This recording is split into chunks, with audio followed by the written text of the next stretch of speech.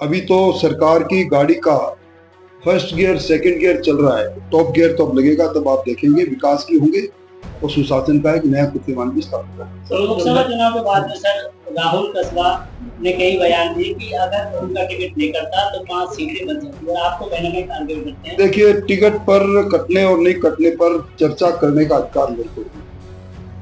राजस्थान ने हिंदुस्तान का संसदीय बोर्ड तय करता है किसको टिकट मिलेगा, किसको टिकट नहीं मिलेगा। मैं अनुशासनबद्ध कार्यकर्ता हूँ। पार्टी अगर उन्हें टिकट देती तो उनके लिए काम करता। पार्टी ने धाजड़िया जी को टिकट दी, उनके लिए काम किया। पर जो लोग एक बार नहीं, इसी कसवा परिवार को 14 बार लोकसभा, विधानसभा प्रमुख और प्रधान, एक ही परिवार के सदस्यों को 14 बार टिकट मिली, एक बार टिकट नहीं मिली, तो जिस बात को वो कहा करते थे कि मुझे शर्म आती है, मेरा नाम भी राहुल है और कांग्रेस के बाबा राहुल बाबा का नाम भी राहुल है, उन्हीं राहुल जी की गोदी में जाकर बैठ गए। सिद्धांतहीन राजनीति का गठजोड़ एक बार चल सकता है, काट की हांडी एक बार चल सकती है, बार बार नहीं चल सकती। ये उनका आंकलन है और उनका आंकलन किस आधार पर है ये वही बता पाएंगे। वो इतने बड़े नेता नहीं है को 5-5 सीटें उनके कारण से प्रभावित हुई होंगी। 50वां साल है देश में। 50 साल पहले आपातकाल लगा था। इस लोकतंत्र पर, इस लोकशाही पर राजशाही के बादल गहराए थे।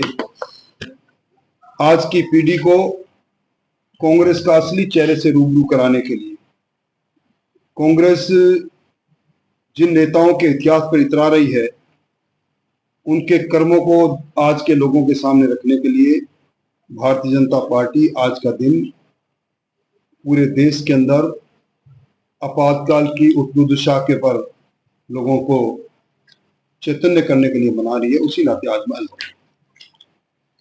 सर दोनों जगह बीजेपी की सरकार है। आपको लगा है कि जो बीजेपी के काम रह गए थे मोदी सरकार के पूरे होंगे? मुख्य रूप से कौन? देखिए, आज का दिन वैसे भी बड़ा महत्वपूर्ण दिन है राजस्थान के संसदीय इतिहास के अंदर। दूसरी बार राजस्थान के सपूत ओम बिरला अपना नामांकन लोकसभा के अध्यक्ष के लिए प्रस्तुत कर रहे हैं और राजस्थान आज दोनों सदनों में, राज्यसभा और लोकसभा दोनों सदनों में सदारत राजस्थान करेगा।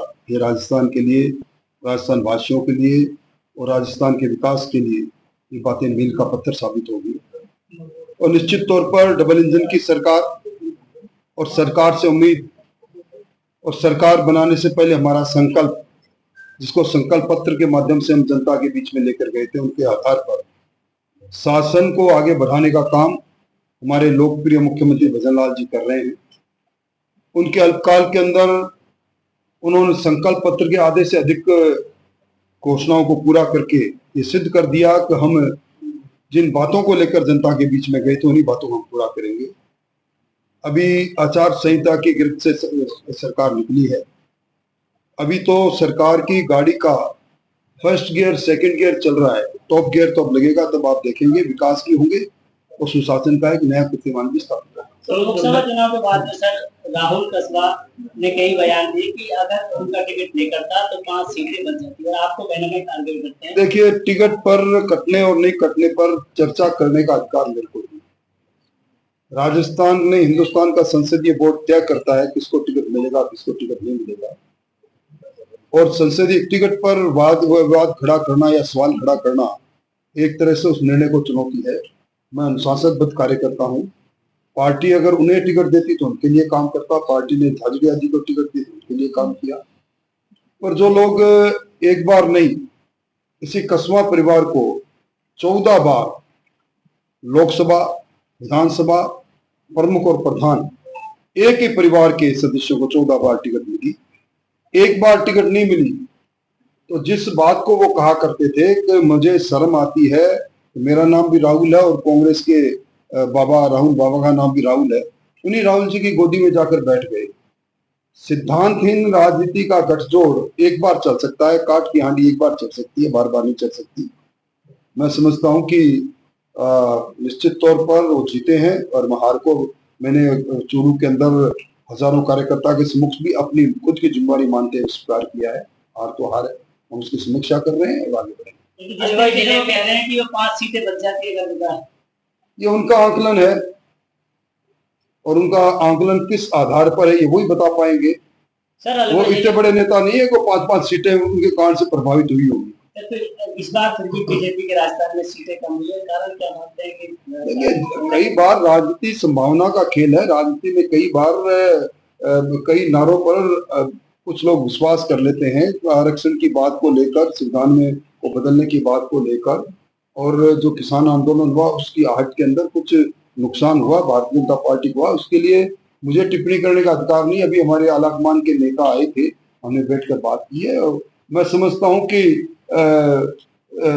संसदीय लोकतंत्र के अंदर एक चुनाव किसी के लिए कसौटी हुई है। आप ये भी देखिए कि हम जिस मकसद के लिए आगे बढ़े थे, दुनिया के सबसे लोकप्रिय नेता नरेंद्र मोदी जी को प्रधानमंत्री बनाने के लिए, वो मकसद पूरा हुआ है। नेहरू जी के बाद तीसरी बार लगातार प्रधानमंत्री बनने का कीर्तिमान नरेंद्र मोदी जी ने स्थापित किया है। ये छोटी बात है क्या? हमने कांग्रेस के कुराज को खत्म कर दिया और भजनलाल जैसे एक संगठन के चौरान कार्यकर्ता मुख्यमंत्री, ये छोटी बात है क्या?